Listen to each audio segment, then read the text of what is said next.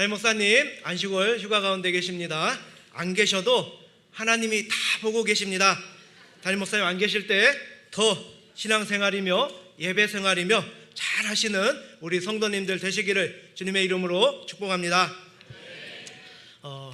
얼마 전에 재밌는 기사를 봤습니다. 부자가 되는 성격 유형이 있다라는 것인데요. 사진 한번 보여주시겠습니까? MBTI 성격 유형 검사라고 들어보셨을 겁니다. 사람의 성격을 16가지로 구분하는 건데, 이 부자들의 성격 유형을 분석해 보니까 ESTJ와 ISTJ가 가장 많다라는 것입니다. 좋아하시는 분들 있는 것 같습니다. 이 기사를 보고 제가 깨달았습니다. 그래서 난 부자가 아니구나.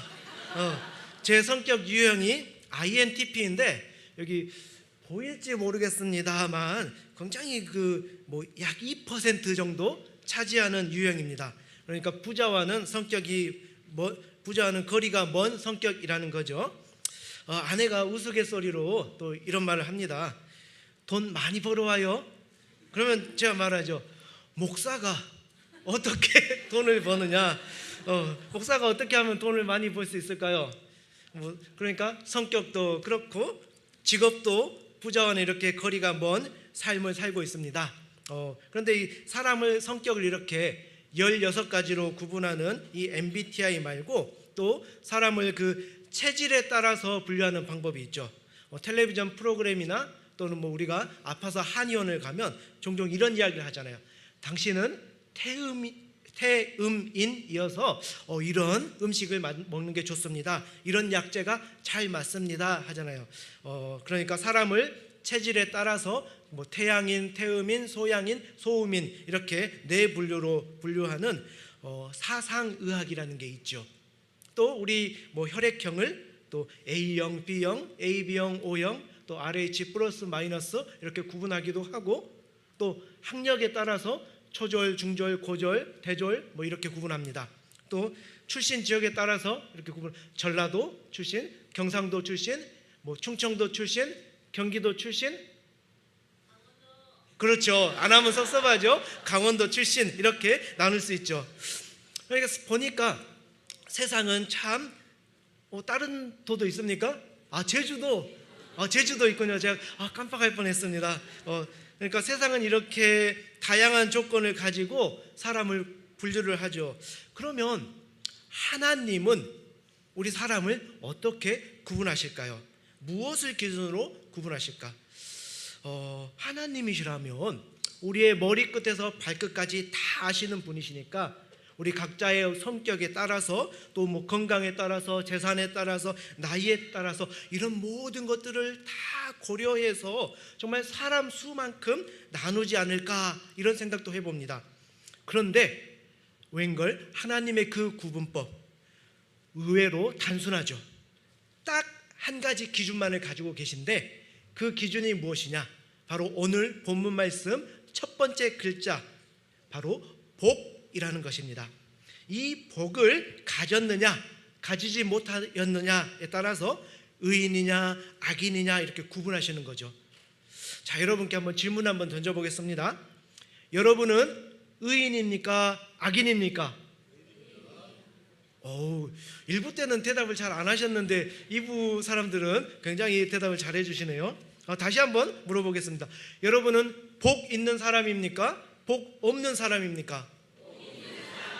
예, 감사합니다. 여러분들, 우리 처음에 당신은 복 있는 사람입니다 인사 나눴던 것처럼 여러분들 모두 정말 복 있는 사람인 줄 믿습니다. 복 있는 사람들 되시기를 축복합니다. 자, 그러면 오늘은 우리가 이 복 있는 사람은 어떤 사람인지, 또 그 복이 무엇인지 이 두 가지를 여러분들과 함께 살펴보고자 합니다. 자, 먼저 복 있는 사람은 어떤 사람일까요? 복 있는 사람은 이러한 것을 하지 않는 사람입니다 라고 우리 가르쳐 주는데, 우리 1절 말씀 같이 한번 읽어보겠습니다. 복 있는 사람은 악인들의 꾀를 따르지 아니하며 죄인들의 길에 서지 아니하며 오만한 자들의 자리에 앉지 아니하고. 자, 악인들의 꾀를 따르지 아니하고 죄인들의 길에 서지 아니하고 오만한 자의 자리에 앉지 않는 사람, 이런 사람이 복 있는 사람이죠. 여기 세 부류의 사람이 등장을 합니다. 악인, 죄인, 오만한 자. 자, 문자적으로 악인은 어떤 사람이냐? 하나님을 믿지 않는 사람이고, 또 죄인은 하나님께 순종하지 않는 사람이고, 오만한 자는 하나님이나 의인을 이렇게 조롱하는 자를 말합니다. 그러나 여기서는 우리가 어떤 하나하나의 문자적인 의미를 구분해서 보기보다는 의인과는 대조되는 복이 없는 사람, 악인이라고 이렇게 보면 좋겠습니다. 그런데 여기에서 우리가 주목해 봐야 할 게 있는데, 이 복 있는 사람이 하지 말아야 될 것을 세 가지를 이야기하고 있습니다. 세 가지를 이야기하고 있어요. 이런 생각이 들 겁니다. 세 가지가 어때서 5가지도 이야기할 수 있고 10가지도 이야기할 수 있는 것이지, 이렇게 생각할 수 있는데, 우리가 지금 보고 있는 게 뭐냐? 바로 시라는 것이죠. 이 성경에 나오는 시에 가장 중요한 특징이 있는데, 그게 뭐냐면 2번 반복하는 것입니다. 2번 반복하는 것이죠. 예를 들면 2절에서 율법을 즐거워한다, 율법을 묵상한다, 2번 말하죠. 5절에서도 악인들은 심판을 견디지 못한다, 죄인들은 의인들의 모임에 들지 못한다, 이렇게 2번 말하죠. 이렇게 2번 말하는 게 성경에 나오는 시의 기본입니다. 그런데 1절 보니까 악인들, 죄인들, 오만한 자들, 이렇게 3번을 반복하죠. 보통 2번만 반복해야 되는데 3번을 반복한다. 이거는 뭐냐? 강조를 하고 있다는 것이죠. 이게 무슨 말이냐면, 이러한 악인들, 죄인들, 오만한 자들이 그만큼 우리 주변에 많고 이들의 꿰이 우리 가운데 만연해 있다라는 것입니다. 요즘 뉴스를 보면 다들 실감하실 것입니다. 사건, 사고가 끊이지 않죠. 또 요즘 뭐가 계속 유행을 합니까? 묻지마 범죄라고 하죠. 예전에야 정말 어떤 음침한 골목에서, 보이지 않는 곳에서 범죄가 일어났다면, 요즘은 백주대낮, 언제 어디서 어떻게 사고를 당할지 모르는 세상 아닙니까? 학교폭력, 성폭력, 거기에다가 마약, 이런 것들이 정말 만연한 사회가 되었습니다. 그런데 비단 이렇게 눈에 드러나는 것만이 문제일까요? 10대 후반에서 20, 30대까지를 가리켜서 MZ세대라고 하죠. 이 MZ세대의 특징 가운데 하나가 뭐냐면 플렉스라는 것입니다. 플렉스. 이 단어가 생소할 수도 있는데, 쉽게 말하면 과시하고 뽐내는 문화를 말합니다. 그러니까 자기를 자랑하고 자기를 드러내면서 다른 사람들의 이목을 끌고, 그리고 다른 사람들의 그 부러워하는 시선을 느끼면서 만족을 하는 것이죠. 그런데 이런 플렉스 문화의 이면에는 뭐냐? 감춰진 본질은 성경에서 말하고 있는 오만한 자와 굉장히 닮았다라는 것입니다. 이렇게 악이 만연한 사회이다라고 1절은 이야기를 하고 있죠. 그런데 여기 사용된 서술어들을 보면 더 재밌습니다. 따르다, 서다, 앉다, 이렇게 3개의 서술을 사용하고 있는데요. 여기 따르다라는 것은 뭐냐? 걷는다라는 뜻입니다. 그래서 영어 성경에도 walk라고 이렇게 번역을 하고 있는데, 이게 무슨 말이냐? 가다가 멈춰서고 주저앉는다라는 것이죠. 점점 악으로 빠져들어가고 있는 그런 모습을 묘사하고 있는 것이죠. 우리가 흔히 인생은 나그네 길이라고 이렇게 말을 합니다. 성경도 우리 인생을 그 길을 걷는 것에 비유를 하는데, 하나님은 우리가 인생이라는 길을 어떻게 걷기를 원하시느냐? 좌로나 우로나 치우치지 말고 똑바로 걷기를 원하십니다. 그런데 길을 가다 보면, 인생의 길을 가다 보면 누군가의 꿰매 넘어갈 때가 있어요. 한 번쯤은 괜찮아, 다 그렇게 해. 처음에는 그 말이 정말 그럴듯해서 한번 그 길로 걸어가 보았는데, 어느 순간 그곳에 들어가 있고 정신을 차려보니까 그곳에 완전히 자리를 깔고 앉아 있더라 하는 것이죠. 이렇게 악한 길로 걷는 대표적인 인물이 누구냐? 바로 아브라함의 조카인 롯입니다. 자, 창세기 13장을 보면 아브라함과 롯 사이에 갈등이 있죠. 둘 다 이렇게 목축업을 하는데, 가축을 키우는데 가축을 먹일 그 목초지가 부족한 것입니다. 그래서 아브라함이 롯에게 먼저 선택권을 주죠. 자, 네가 먼저 좋은 곳을 선택해라. 네가 이쪽으로 가면 나는 이쪽으로 가겠다. 자, 롯이 그래서 그 말을 듣고 쭉 한번 보니까 이 요단강 지역, 그곳이 굉장히 물도 많고 풀도 많고 가축을 키우기에 너무 좋아 보이는 것입니다. 그래서 그곳을 선택을 하죠. 그런데 그곳이 어느 곳입니까? 바로 소돔과 고모라가 있는 땅이죠. 그래서 롯은 조금씩 소돔 가까이 가게 됩니다. 우리 창세기 13장 12절 말씀 같이 한번 읽어보겠습니다. 아브라함은 가나안 땅에 거주하였고 롯은 그 지역의 도시들에 머무르며 그 장막을 옮겨 소돔까지 이르렀더라. 소돔까지 이르렀더라 나오는데, 이게 영어 성경을 보면 near 소돔, 그러니까 소돔에는 다 안 들어가고 소돔 근처까지 간 것이죠. 그런데 한 장을 넘어가 보면 어느샌가 소돔에 거주를 하고 있습니다. 우리 14장 12절 말씀 한번 읽어보겠습니다. 소돔에 거주하는 아브라함의 조카 롯도 사로잡고 그 재물까지 노력하여 갔더라. 어느샌가 소돔에 자리 잡고 있는 것이죠. 그리고 조금 더 넘어가서 19장을 가면 어떻습니까? 완전히 성문에 앉아 있죠. 우리 19장 1절 말씀 같이 한번 읽어보겠습니다. 저녁 때에 네, 그 두 천사가 소돔에 이르니 마침 롯이 소돔 성문에 앉아 있다가 그들을 보고 일어나 영접하고 땅에 엎드려 절하며. 자, 이 당시에 성문이라는 곳은 어떤 곳이냐? 그 성에 아주 중요한 결정들이 이루어지는 곳입니다. 또 재판도 이루어지는 것이죠. 그러한 이 성문에 앉아 있다라는 것은 바로 성에서 정말 인정받는 유력한 사람이 되었다라는 의미를 가지고 있습니다. 그러니까 롯 어떻습니까? 점점 소돔 가까이 가더니 소돔에 머물게 되고 결국은 거기에 주저앉아서 완전히 그곳 사람이 되었다라는 것이죠.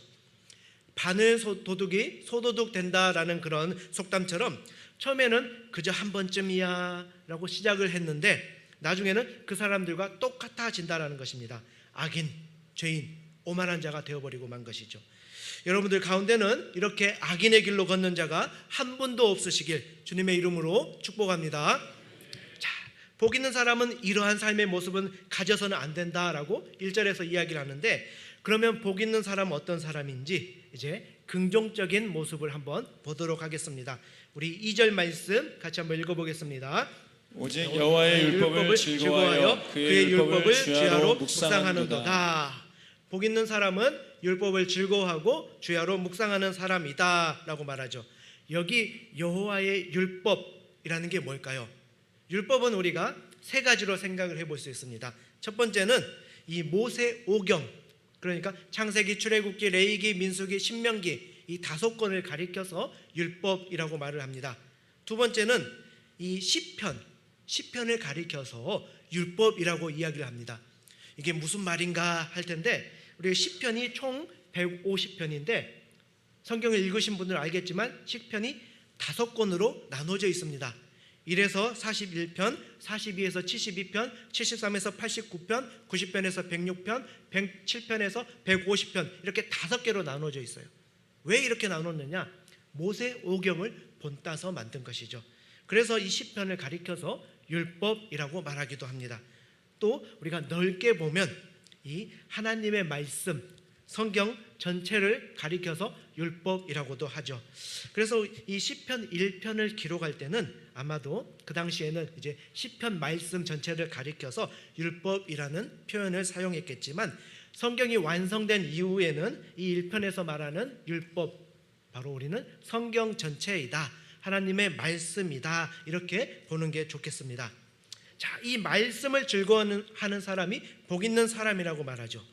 말씀을 즐거워한다. 자, 어떻게 하면 즐거워할 수 있을까요? 대상을 사랑하면 즐거워할 수 있습니다. 하나님을 사랑하면 하나님의 말씀을 즐거워할 수 있는 것이죠. 제가 앞에서는 이렇게 설교하면서 말을 많이 하지만 원래 말이 많은 사람이 아닙니다. 그래서 누구랑 전화 통화를 하면 정말로 용법만 간단히 1분 이상 통화를 잘 안 해요. 그런데 제가 아내를 소개받고 한참 연애를 하던 시절에 이제 저는 서울에서 강도사로 사역을 하고 있었고 아내는 그때 신대원 1학년이었는데 용인 양지에 있는 기숙사 생활을 하였습니다. 그러니까 서로 사는 곳이 다르니까 만날 수가 없잖아요. 그래서 밤에 전화를 하는데 진짜 말이 없는 제가 막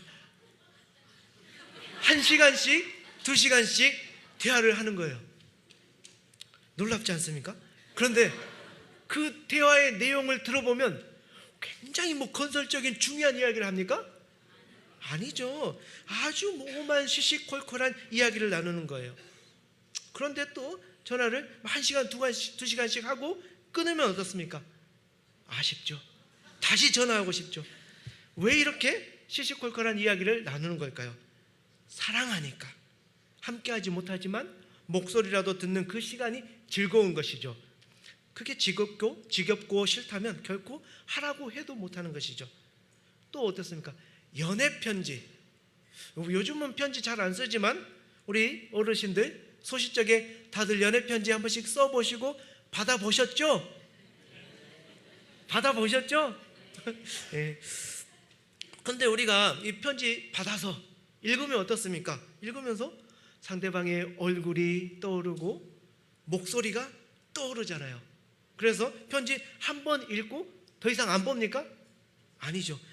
생각날 때마다 꺼내서 읽고 또 읽고 하는 것이죠. 하나님의 말씀도 마찬가지입니다. 우리가 하나님을 사랑하면 그분의 말씀을 보는 게 즐거운 것이죠. 그래서 즐겁기 때문에 그 말씀을 어떻게 합니까? 주야로 묵상하는 것입니다. 이 주야로라는 것은 문자 그대로 낮이나 밤이나 묵상한다 그런 의미는 아니죠. 낮이나 밤이나 하루 이틀 한 달 두 달 1년 2년 나의 평생에 나의 모든 삶의 그 희노애락의 순간에 항상 말씀을 읽는다라는 그런 표현인 것이죠. 말씀이 정말 살아있다라고 느끼는 게 뭐냐? 우리가 똑같은 말씀을 읽는데도 정말 예전에 읽었던 그 말씀을 읽고 들었던 어떤 생각, 감동, 교훈 이런 것들이 지금 내가 이 말씀을 또 읽을 때 느끼는 그런 생각, 감동, 교훈과 다르다라는 것이죠. 바뀐다라는 것이죠.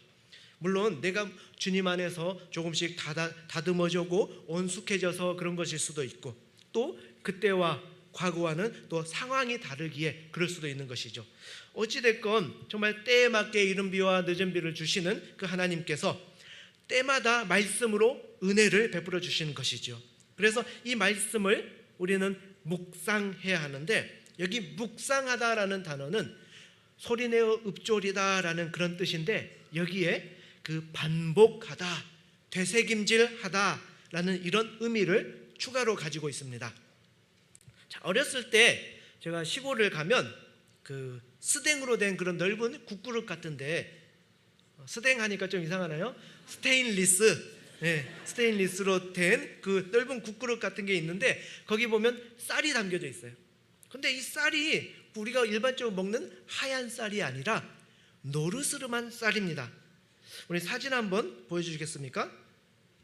벼를 쪄서 말리고 찌은 쌀인데 이게 우리 시골에서는 그 월개쌀이라고 불렀는데 뭐 다른 데서는 뭐 올기쌀, 뭐 올벼쌀, 찐쌀 이렇게 부르더라고요. 보신 적 있으십니까? 보신 적 있으신 분은 저보다 인연배실 거고 아직 못 보신 분은 뭐 젊으신 분들 MZ세대인 것 같습니다. 옛날에는 이게 간식이었는데요. 이거를 한 줌 딱 털어가지고 입안에 털어놓고 씹으면 어떻게 될까요? 고소해요? 안 드셔보셨네. 안 씹어져요. 이게 딱딱해가지고 입에 넣고 바로 씹으면 안 씹어져요 절대. 그럼 어떻게 해야 되냐? 입안에 넣고 한참을 오물오물 침으로 불리는 거죠. 그래서 한참을 불리고 나서 이제 씹으면 그제서야 씹히면서 달달한 맛을 보게 되는 것입니다. 말씀도 그래요. 우리가 지금 매일 성경으로 큐티를 하고 있잖아요. 그런데 그 큐티 하실 때 본문 딱 그냥 한번 딱 읽으면 이런 내용이구나 다 이해가 되십니까? 안 되잖아요. 그래서 우리가 계속해서 반복하고 묵상하면서 읽는 가운데 하나님은 이런 분이시구나. 하나님은 나를 위한 이런 계획을 가지고 계시는구나. 하나님은 내가 오늘 이렇게 살아가기를 원하시는구나. 계속해서 읽고 묵상하는 가운데 그 말씀의 달고 오묘한 맛을 깨닫게 되는 것이죠. 그래서 TV 광고를 보면 예전에 이런 문구가 있었습니다. 씹고 뜯고 맛보고 즐기고. 바라기는 정말 말씀을 가까이 하면서 씹고 뜯고 맛보고 즐길 수 있는, 늘 말씀을 묵상하는 복 있는 사람들 되시기를 주님의 이름으로 축복합니다. 자, 이렇게 여기까지 복 있는 사람이 어떤 사람인지 살펴봤는데, 이런 사람이 정말로 세상에 존재할까요? 아니면 어떤 그런 이상적인 존재나 관념에 불과한 것일까요? 복 있는 사람은 악인의 꾀를 따르지 아니하고 죄인의 길에 서지 아니하고 오만한 자의 자리에 앉지 않는 사람. 그러니까 무슨 말입니까? 죄와 완전히 분리되어 있는 사람이라는 것이죠. 또 말씀을 늘 가까이 하는 사람이어야 됩니다. 말씀이 때로는 내 마음에 들지 않고 내 마음에 찔림이 된다라고 하더라도 즐거운 마음으로 따르는 사람이어야죠. 이게 가능합니까? 우리 모두는 다 죄인이잖아요. 의인은 없나니 하나도 없으며. 죄에서 자유로운 사람 아무도 없잖아요. 말씀을 볼 때 늘 즐겁습니까? 그렇지 못하잖아요. 찔림이 되는 말씀, 내 마음에 안 드는 말씀, 그냥 이런 부분은 또 그냥 넘어가곤 하진 않습니까? 그러면 누가 복 있는 사람일까요? 하나님께서 자신의 형상과 모양을 따라 창조하신 아담이 복 있는 사람일까요? 아니면 정말 믿음의 조상이라고 우리가 말하는 아브라함이 복 있는 사람일까요? 아니면 하나님이 정말 친구처럼 대면하여 대화한 모세가 복 있는 사람일까요? 그것도 아니면 정말 하나님께 사랑받았던 다윗이 이 복 있는 사람일까요? 다 아닌 것 같습니다.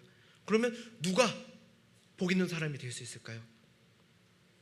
우리와 동일하게 육신으로 이 땅을 사셨으나 죄가 없으신 오직 유일하신 한 분, 결코 죄의 길로 가지 아니하시고 오직 한 분 하나님의 그 뜻만을 충성되게 따르셨던 분, 말씀이 육신이 되신 분, 누구십니까? 오직 예수 그리스도만이 10편에서 1편에서 말하는 복 있는 사람의 조건에 합당한 사람이죠. 자, 그러면 우리에겐 남는 건 뭘까요? 예수님만 복 있는 사람이고 예수님만 그 복을 누릴 수 있다라고 한다면 이거는 그림의 떡인가요? 아니죠. 하나님은 이 복을 우리 모두가 누리시길 원하십니다. 우리 모두가 복 있는 사람이 되길 원하세요. 그래서 예수 그리스도를 통하여서 이 복을 우리에게도 나누어 주시겠다, 우리도 복 있는 사람이 되게 하시겠다, 그 계획을 세우시고 성취를 하십니다. 이게 바로 복음이라는 것이죠. 예수님을 믿으면 복 있는 사람이라고 인정해 줄게, 이 복 줄게, 이게 바로 하나님의 약속이고 하나님의 복음이라는 것입니다. 우리는 예수 그리스도의 그 죽으심과 부활하심을 믿음으로써 예수님과 연합, 하나가 되었죠. 그래서 예수님은 이제 우리의 그 죄를 감추시고 우리를 의로 덧입혀 주신 것입니다. 우리 고린도후서 5장 21절 말씀 같이 한번 읽어보겠습니다. 하나님이 죄를 알지도 못하신 이를 우리를 대신하여 죄로 삼으신 것은 우리로 하여금 그 안에서 하나님의 의가 되게 하려 하심이라. 우리의 본질은 복된 사람이 될 수 없으나 예수님을 믿음으로써 예수님 안에서 우리는 시편 1편이 말하는 복 있는 사람이 되는 것이고 하나님께서 주시는 그 복을 누릴 수 있는 것이죠. 자, 이제 저와 여러분은 예수님 안에서 복된 사람입니다. 자, 그러면 하나님이 주시는 그 복이 무엇일까요? 세상 사람들이 생각하는 것과 같은 어떤 재물, 물질, 부귀, 영화, 성공 이런 것들을 복이라고 할까요? 무엇을 복이라고 하는지 우리 3절 말씀 같이 한번 읽어보겠습니다. 그는 시냇가에 심은 나무가 철을 따라 열매를 맺으며 그 잎사귀가 마르지 아니함 같으니 그가 하는 모든 일이 다 형통하리로다. 여기 보니까 의인이 받는 복이 4가지로 나와 있는데 첫 번째, 시냇가에 심겨졌다라는 것이죠. 여기 시냇가는 그 이스라엘에 있는 일반적인 강이 아닙니다. 이스라엘에 있는 강은 어떠냐?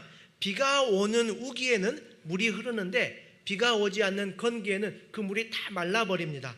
그런데 여기 나오는 시내는 인공적으로 물을 끌어와서 사시사철 물이 흐르는 수로를 말합니다. 이 시냇가에 심겨졌다라는 것이죠. 이 심겨졌다라는 게 중요한데, 자, 나무가 지금 자기가 있는 땅이 척박하고 물도 없어, 마음에 안 들어, 난 좋은 땅으로 가고 싶어 해가지고 뿌리를 으차 뽑아가지고 걸어서 좋은 곳으로 갑니까? 갈 수 있습니까? 없죠. 그러면 누군가가 좋은 땅에 물이 흐르는 시냇가에 심어줬다라는 거죠. 누가 심어주셨습니까? 하나님이 심어주신 것이죠. 하나님께서 우리를, 복된 사람 된 우리를 매일매일 정말 살아있는 말씀을 공급받을 수 있는 자리에 심으신 것이죠. 자, 두 번째로 철 따라 열매를 맺는 복을 받습니다. 정말 하나님을 즐거워하고 또 하나님의 말씀을 즐거워하고 묵상할 때 정말 인생의 그 모든 계절에 있어서 희노애락 그 모든 계절에 있어서 열매를 맺을 수 있는 것이죠. 풍성한 계절에는 감사의 열매를 맺을 수 있는 것이고, 또 어떤 의심의 계절에는 믿음의 열매를 맺을 수 있는 것이고, 고난의 계절에는 인내의 열매를 맺을 수 있겠죠. 또 혼란의 계절에는 평안의 열매를 맺을 수 있는 것이고, 또 부당한 대우를 당했을 때는 어떻습니까? 자비와 위로의 열매를 맺을 수 있는 것이죠. 그 모든 계절을 통하여서 우리는 기도의 또 열매를 맺어갈 수 있는 것입니다. 또 세 번째 축복은 뭐냐? 잎사귀가 마르지 않는다라는 것이죠. 자, 우리 교회가 있는 곳, 여기가 지금 안산시 단원구죠. 우리 옆 동네는 무슨 구입니까? 상록구죠. 다들 알다시피 그 시문의 상록수에서 따온 그 지명인데, 이 상록수가 뭡니까? 사시사철 푸른 잎이 달려있는 나무죠. 정말 나무가 잘 심겨지고 물을 잘 공급받는다면 그것이 우거지고 사시사철 푸른 잎이 마르지 않는 것이죠. 우리 역시도 정말 사시사철 하나님의 말씀을 공급받는다면 영적 생명력이 살아있고 또 번성하게 될 줄로 믿습니다. 네 번째 축복은 형통의 축복인데요, 그가 하는 일이 다 형통하리로다. 그런데 많은 사람이 이 형통이라는 단어에 대해서 잘못 이해를 하고 있는지도 모르겠습니다. 여러분, 혹시 앞으로 넘어져도 돈을 줍고 뒤로 넘어져도 돈을 줍는 어떤 정말 내가 원하는 그 모든 것이 다 이루어지는 그런 만사 형통을 생각하고 있지는 않으십니까? 이거는 큰 오해라는 것이죠. 우리 성경에서 말하는 형통이라는 건 뭐냐? 하나님의 계획이 나를 통해서 진행되고 완성되는 것. 다시 한번 말씀드립니다. 하나님의 계획이 나를 통해서 진행되고 완성되는 것, 이거를 성경에서는 형통이라고 하는 것이죠. 이것만이 사는 길입니다. 이게 그래서 돌아보면 그 기도 응답이 안 되는 게 그 당시에는 속상하고 아쉬웠기도 하지만 나중에 가보면 내 뜻대로 안 된 게 정말 얼마나 다행인지 깨닫게 되는 때가 있는 것이죠. 저는 보다시피 키가 작습니다. 담임 목사님은 키가 작은 게 불만이 아니었다, 불만 가져본 적이 없다 하셨는데, 저는 불만을 많이 가졌습니다. 학창시절에 내 키가 10cm만 더 컸으면 얼마나 좋을까 막 기도하고 하나님께 불평도 참 많이 했습니다. 그런데 이제 나이가 먹으면서 다듬어졌는지 정말 키가 크지 않길 참 다행이다, 이런 생각을 해봅니다. 제가 그 나름대로 머리도 좋습니다. 또 얼굴도 이만하면 괜찮지 않습니까? 동의가 안 되신다고요? 괜찮습니다. 저는 거울에 비친 제 모습 보면서 만족하고 있습니다. 근데 제가 만약 여기에서 키까지 컸으면 어떻게 됐을까요? 이런 생각 해보면 저 여기 없었을 것 같아요. 교회 안 다닐 것 같아요. 세상에서 잘난 맛에 살고 있지 않겠습니까? 뭐 지금쯤 이렇게 푸른 풀밭에 나가서 필드에 나가서 골프를 치고 있지 않을까, 뭐 이런 생각을 해봅니다. 그런데 하나님은 이런 제 성향을 아시고, 야, 너 주의 일 하는데 키는 필요 없잖아 하면서 안 주신 게 아닐까, 뭐 혼자 이렇게 생각을 해봅니다. 어찌됐건 이렇게 이끌어가는 데는 하나님의 뜻이 있지 않으실까? 비록 지금 당장은 내가 깨닫지 못하고 알지 못한다고 하시더라도 나를 사랑하시는 하나님께서 나를 선하게 이끄시겠지 하는 그런 믿음이 생기게 되는 것. 그 믿음으로 또 살아가면서 더 이상 불평, 불만, 원망 이런 것들에 얽매이지 않고 주님을 바라보게 되는 것. 이게 바로 하나님이 말씀하시는 형통이라는 것이죠. 바라기는 정말 예수 그리스도를 믿음으로써 복 있는 사람 된 여러분들, 주님이 주시는 정말 시냇가에 심긴 나무처럼 또 철달에 열매를 맺고 잎사귀가 마르지 아니하고 만사가 늘 형통한 그런 축복이 여러분들이 있기를 주님의 이름으로 축복합니다. 자, 이제 결론입니다. 우리 6절 말씀 같이 한번 읽어보도록 하겠습니다. 무릇 의인들의 길은 여호와께서 인정하시나 악인들의 길은 망하리로다. 자, 진짜 복 있는 사람이신 예수 그리스도를 통하여서 그분을 믿음으로써 우리도 복 있는 사람이 되고 하나님이 허락하신 그 복을 누리면서 세상을 살아가게 되는데 그 삶의 길을 하나님이 알아주신다, 인정하신다라고 말씀하시죠. 의인들의 길, 그러니까 예수 그리스도를 따르면서 그분께서 본을 보이셨던 것처럼 그 말씀을 즐거워하고 또 말씀을 묵상하면서 하나님께 순종하는 길을, 그런 걷는 자의 길, 그런 삶을 여호와 하나님께서 인정하신다라는 것이죠. 그런데 여기 인정하다라는 이 단어의 온 뜻을 보면 알다라는 단어를 사용합니다. 의인들의 길은 여호와께서 안다라고 말씀하시는데 좀 표현이 조금 소박합니다. 얼핏 보면 조금 섭섭한 마음도 들죠. 이왕 복 주실 거 의인들의 길은 풍성합니다. 의인들의 길은 흥왕합니다. 의인들의 길은 형통합니다. 뭐 이런 좋은 단어들 있잖아요. 이런 약속 주시면 좋을 텐데 그냥 의인들의 길을 알아주신다, 안다라고 하니까 살짝 좀 힘이 빠지는 것 같습니다. 왜 시인은 이런 표현을 사용했을까요? 자, 질문을 한번 던져보겠습니다. 우리가 시간상 살펴보진 못했지만 4절에서 악인들의 길을 설명할 때 바람에 나는 겨와 같도다 라고 말하죠. 겨는 어떻습니까? 바람이 불면 다 날아가 버리고 남는 게 하나도 없죠. 그런데 그러면 시냇가에 심긴 나무에는 바람이 안 불까요? 불죠. 나무에도 바람이 붑니다. 태풍이 올라올 때 보면 정말 심하게 나무에도 불어오는 것이죠. 이런 바람이 불 때 나무인들 멀쩡할까요? 바람이 심하게 불면 잎사귀가 떨어져 나가기도 하고 나뭇가지가 부러지기도 하고 심한 경우에는 기둥이 부러지기도 할 것입니다. 그러나 나무가 시냇가에 심겨져 있으면 계속해서 물을 공급받고 또 설사 부러진다고 할지라도 어떻게 됩니까? 새순이 돋고 이렇게 계속해서 자라날 수 있는 것이죠. 주님 말씀을 의지하면서 살아갈 때 우리가 모든 일이 정말 잘 되고 성공해서 봐라, 하나님 잘 믿으니까 이렇게 축복받지 않느냐라고 정말 우리가 떵떵거리면서 자랑을 하고 싶은데 그렇지 못할 때가 있다라는 것입니다. 오히려 세상을 살아가면서 의인이 고난을 받고 악인이 번성하는 그런 모습을 보기도 합니다. 그렇게 볼 때 이 3절의 말씀 어떻게 보면 하나님의 약속의 말씀이기도 하지만 우리의 소망이기도 한 것이죠. 정말 복 있는 사람을 우리가 바라는데 물론 궁극적으로 그런 복된 삶을 살게 될 것을 믿지만 그렇지 못한 지금 현재 삶의 모습 가운데서 정말 형통한 삶의 모습을 간구하면서 때가 되면 맺을 그 열매를 소망하는 것이죠. 진정 복 있는 사람은 이 모든 것을 온전히 하나님께 맡기는 것입니다.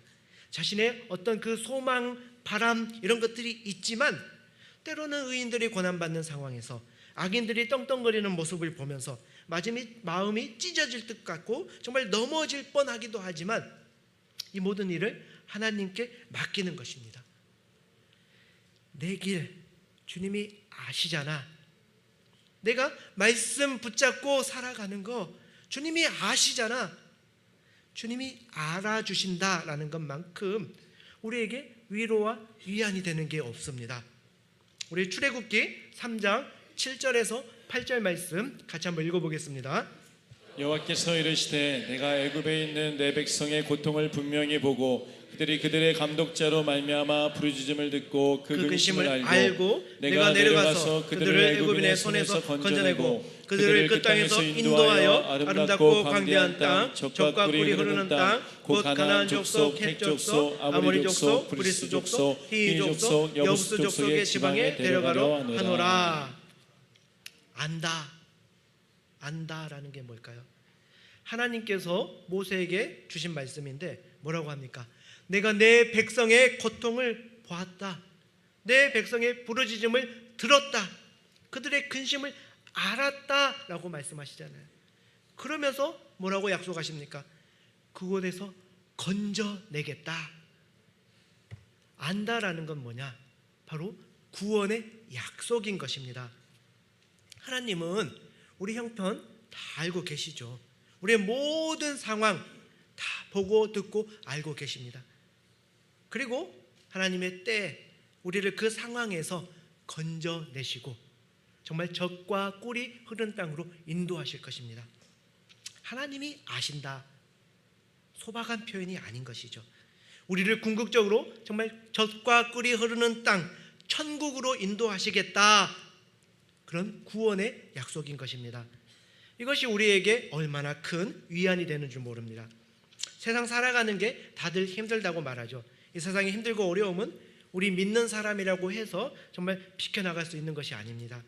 물론 믿는 사람 가운데도 또 세상에서 잘되고 성공하는 사람들도 있지만 그렇지 않은 경우들도 있죠. 하나님을 잘 믿고 하나님을 잘 섬기지만 여전히 삶은 팍팍하고 힘듭니다. 사실 세상에서 믿음을 지키며 살아간다라는 것이 스스로 힘듦과 어려움을 자초하는 길이기도 하죠. 제가 아는 장로님이 초등학교 교장 선생님으로 정년 퇴임을 하셨는데 그 임기 마지막 때 이제 학교의 그 체육관 공사를 진행하였습니다. 그러니까 보통 이 정년 퇴임 직전에 학교에 이런 큰 공사를 발주시키고 거기에서 이제 얼마 정도의 리베이트를 떼어서 이렇게 교장이 챙기는 게 관행이라고 하는 거죠. 어떻게 보면 이제 정년 퇴임한 선물로 주는 것이죠.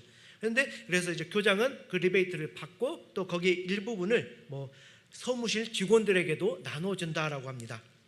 그런데 이 장로님이 자기는 믿는 사람으로서 그렇게 할 수 없다라고 하시면서 돈을 한 푼도 안 받으셨어요.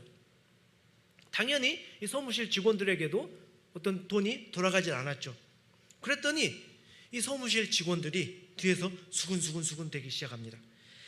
와, 믿는 사람이 더 징하네. 자기들 돈 하나도 안 나눠주고 혼자 다 챙겼다라고 이렇게 생각을 한 것이죠. 물론 이제 나중에 밝혀져서 오해는 풀렸지만 이렇게 세상에서 우리가 그리스도인으로서 살아간다라는 것이 결코 쉽지 않다라는 것입니다. 제가 구구절절 이야기를 안 드려도 이렇게 세상에서 살아가고 있는 여러분들이 저보다 더 잘 알고 잘 느낄 것이라 생각을 합니다. 그래서 이 마지막 결론의 말씀이 우리에게 더 큰 위안이 되는 것이죠. 삶이 힘듭니다. 어렵습니다. 바람이 불어오죠. 잎사귀가 떨어져 나가고 가지가 부러지고 기둥이 부러지는, 넘어지기도 하고 좌절도 하는 것이죠. 그러나 말씀을 늘 붙잡고 말씀을 읽으면서 그 말씀을 따라 살아갈 때, 말씀으로 우리에게 오셔서 그 삶의 본을 보여주신 예수 그리스도를 따라갈 때 하나님께서 결국은 우리를 복 있는 사람이라고 여겨주시고 그 길을 알아주신다라는 것입니다. 이 땅에서 당장 성공하지 못한다 할지라도 우리의 결국은 형통할 것이고 때가 되면 열매를 맺을 것이고 무엇보다도 지금 이 순간에도 우리를 알아주시는 하나님께서 우리를 구원하실 것입니다. 하나님이 알아주시는 삶, 하나님이 복 주시는 삶, 예수님을 따라가는 삶, 말씀을 따라가는 삶, 그 삶을 살아가는 정말 복 있는 사람들 되시기를 예수님의 이름으로 축복합니다. 아멘.